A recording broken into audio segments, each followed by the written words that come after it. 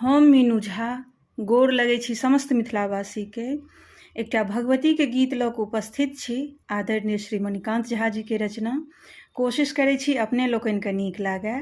धन्यवाद। जय मिथिला, जय मैथिली।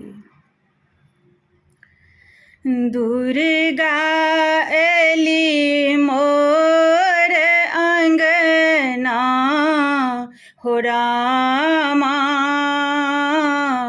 चैत महीना दुर्गा एली मोर अंगना हो रामा, चैत महीना। चैत महीना हो, चैत महीना, मैया एली मोर अंगना हो रामा, चैत महीना। सिंह चढ़ल छथि अम्ब भवानी, अपरूप लागथि मातु शिवानी, खन खन कर में कंगना हो रामा, खन खन कर में कंगना हो रामा,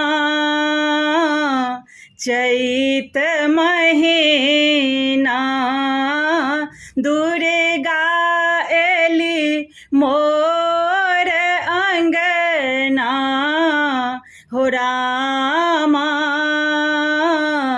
चैत महीना।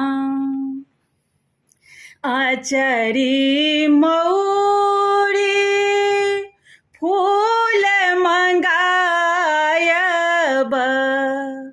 माँ के गहबर हम सजायब, गायक गोबर निपन माँ हो रामा,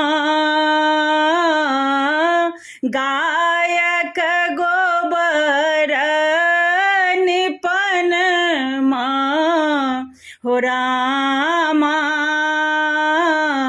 चैत महीना दुर्गा एली मोर अंगना हो रामा, चैत महीना। तबला दूंगी ओ मृदंगे, ढोलक झाली मजीरा संगे, मणिकान्त गायब रचना हो रामा, मणिकान्त गायब रचना हो रामा, चैत महीना दुर्गा एली मोर अंगना हो रामा, चैत